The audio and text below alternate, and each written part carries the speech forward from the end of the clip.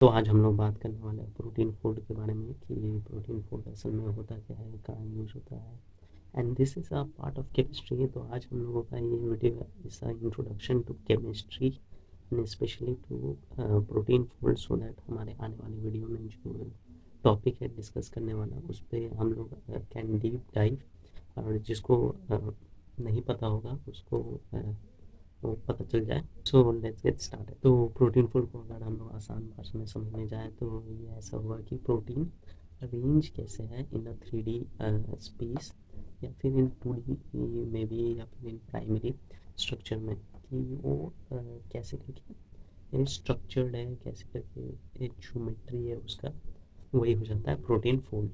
जो डिसाइड करता है प्रोटीन फोल्ड, जिन लोगों ने क्लास 11-12 में साइंस लिया उन लोगों को तो पता ही होगा इस टॉपिक के बारे में नहीं, इसे मिलते जुलते टॉपिक के बारे में जिसे हम बोलते हैं स्पेशल अरेंजमेंट, और ये सारी चीज़ें मेसोमर्स आइसोमर्स, ये सारी चीज़ें कि कौन वो डैश डैश करके रहता था या डार्क रहता था, over the plane, above the plane.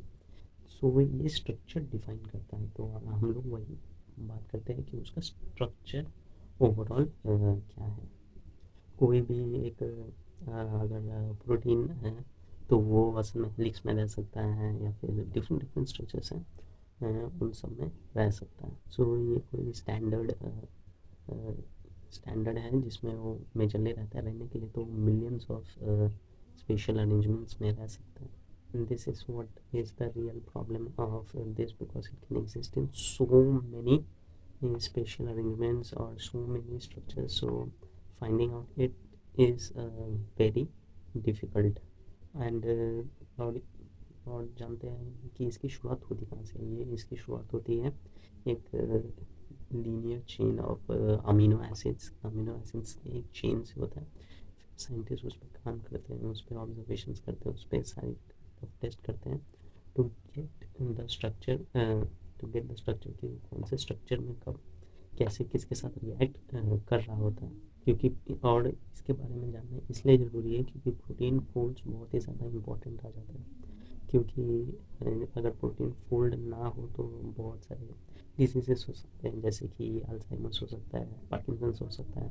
तो this is the primary cause of all this kind of diseases. और क्योंकि अगर प्रोटीन फोल्ड हो रहा है तो इसका इसलिए होता है कि मॉलिक्यूल्स रिएक्ट कर पाए आपस में। ये ऐसे हम लोग समझ सकते हैं कि ये चाबी है टू अ ताला, जो खुद से ही मिलके ये आपस में मिलके मॉलिक्यूलर स्ट्रक्चर बना रहे हैं।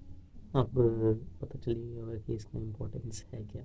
और जैसे AI is helping in every other field, तो इसमें भी ट्राई किया गया है कि इसमें इसका रोल क्या हो सकता है, क्या AI can help in this.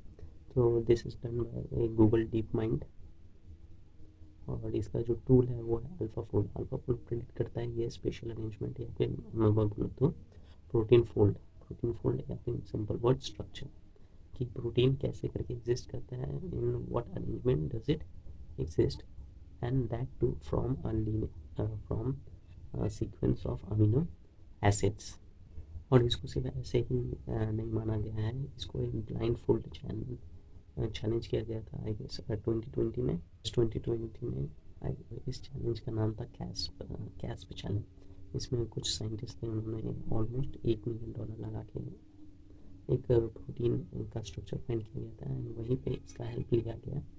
So and it was able to match their efficiency, it was able to match their result up to 90%. Above it was more than I guess 91-92%.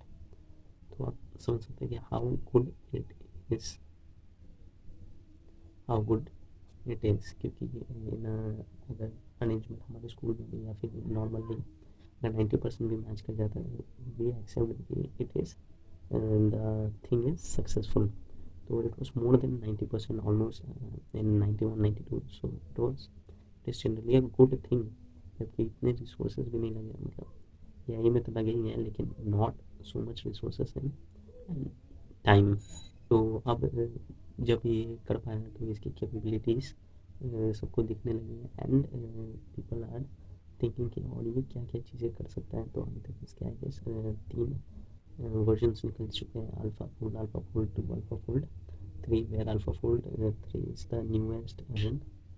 तो अब हम लोग next video में जानेंगे कि how does it work, ये काम कैसे करता है। आज के लिए बस इतना ही, थैंक यू।